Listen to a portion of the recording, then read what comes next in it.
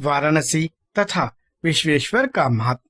सूत जी कहते हैं, मुनीश्वरों, मैं संक्षेप से ही वाराणसी तथा विश्वेश्वर के परम सुंदर महात्म का वर्णन करता हूँ। सुनो। एक समय की बात है कि पार्वती देवी ने लोकहित की कामना से बड़ी प्रसन्नता के साथ भगवान शिव से अभिमुक्त क्षेत्र और अभिमुक्त लिंग का महात्म पूछा। तब परमेश्वर शिव ने कहा, यह वाराणसीपुरी सदा के लिए मेरे घूमतक क्षेत्र है और सभी जीवों की मुक्ति का सर्वथा हेतु है।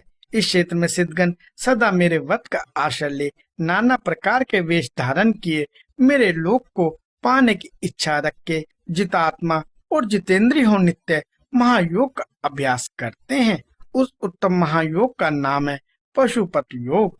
उसका श्रोत्रियों द्वारा प्रतिपादन हुआ है। वह भोग और मोक्ष रूप फल प्रदान करने वाला है।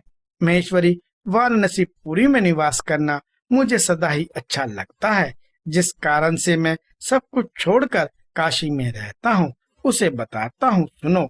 जो मेरा भक्त तथा मेरे तत्व का ज्ञानी है, वे दोनों अवश्य ही मोक्ष के भागी होते हैं। उनके लिए तीत की अपेक्षा नहीं है। विविध और अविविध दोनों प्रकार के कर्म उनके लिए समान है। उन्हें जीवन मुक्ति ही समझना चाहिए। वे दोनों कहीं भी मरे तुरंत ही मोक्ष प्राप्त कर लेते हैं। यह मैंने निश्चित बात कही है। सर्वोत्तम शक्ति देवी में इस परम उत्तम अभिमुक्त तीर्थ में जो विशेष बात है उसे तुम मन लगाकर सुनो। सभी वन और समस्त आश्रमों के लोग, चाहे वे बालक, जवान या बूढ़े कोई भी क्यों ना हो, यदि इस पुरी में मर जाएं तो मुक्त हो ही जाते हैं, इसमें संशय नहीं है। स्त्री अपवित्र हो या पवित्र, कुमारी हो या विवाहिता, विधवा हो या बंध्या, रजस्वला, प्रसूता, संस्कारहीना अथवा जैसी तैसी कैसी भी क्यों ना हो, यदि इस क्षेत्र में मनी हो तो अवश्य मोक्ष की भागनी होती है, इसमें संदेह नहीं है। स्वदेज, अंडज, उद्भिज अथवा जरायुज प्राणी जैसे यहाँ मरने पर मोक्ष पाता है, वैसे और कहीं नहीं पाता। देवी, यहाँ मरने वालों के लिए न ज्ञान की अपेक्षा है, न भक्ति की, न कर्म की आवश्यकता है, न दान की, न कभी संस्कृति की अपेक्षा है और न धर्म की ही। वहाँ नाम कीर्तन, पूजन और उत्तम जाति की भी अपेक्षा नहीं होती। जो मनुष्य मेरे इस मोक्षदायक क्षेत्र में निवास करता है, वह चाहे जैसे मरे उसके लिए मोक्ष की प्राप्ति सुनिश्चित है। प्रिय, मेरा यह दिव्यपुर घूम से भी घूमतर है। ब्रह्मा आदि देवता भी इसके महात्म को नहीं जानते, इसलिए यह महान क्षेत्र अभिमुक्त नाम से प्रसिद्ध है, क्योंकि नैमिष आदि सभी तीर्थों से यह श्रेष्ठ है। यह मरने पर अवश्य मोक्ष देने वाला है। धर्म का सार सत्य है, मोक्ष का सार समता है तथा समस्त क्षेत्रों एवं तीर्थों का सार यह अभिमुक्त तीर्थ काशी है। ऐसी विद्वानों की मान्यता है। इच्छा अनुसार भोजन, शयन, कीड़ा तथा विविध कर्मों का अनुष्ठान करता हुआ भी मनुष्य यदि इस अमुक्त तीर्थ में प्राणों का परित्याग करता है तो उसे मोक्ष मिल जाता है।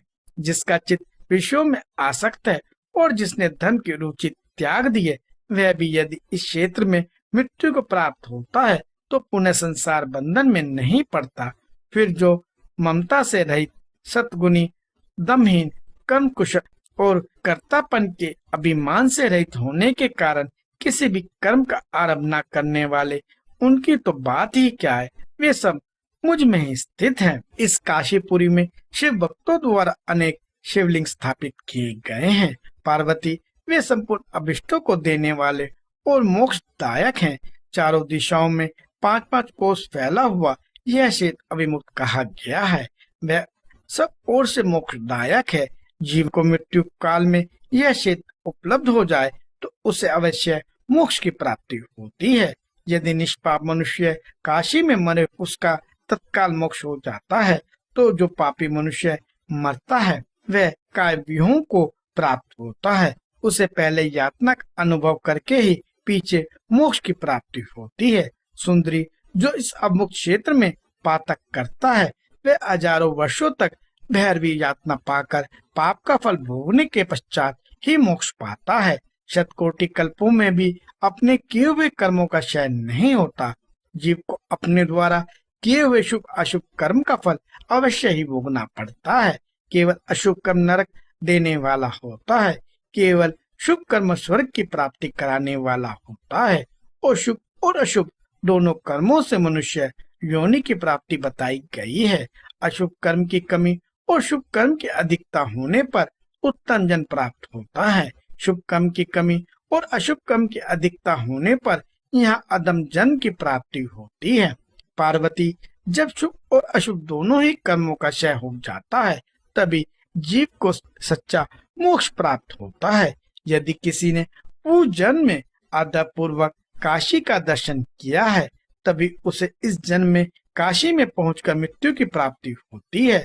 जो मनुष्य काशी जाकर गंगा में स्नान करता है उसके क्रियामान और संचित कर्म का नाश हो जाता है, परंतु प्राप्त कर्म भोगे बिना नष्ट नहीं होता, यह निश्चित बात है। जिसकी काशी में मुक्ति हो जाती है उसके प्राप्त कर्म का भी क्षय हो जाता है। प्रिय, जिसने एक ब्राह्मण को भी काशीवास करवाया है वह स्वयं भी काशीवास का अवसर पाकर मोक्ष लाभ करता है। सूत जी कहते हैं, मुनिवर, इस तरह काशी का तथा विश्वेश्वर लिंग का प्रचुर महात्म बताया गया है जो सत्पुरुषों को भोग और मोक्ष प्रदान करने वाला है। इसके बाद मैं त्र्यंबक नामक ज्योतिर्लिंग का महात्म बताऊंगा जिसे सुनकर मनुष्य क्षण भर में समस्त पापों से मुक्त हो जाता है।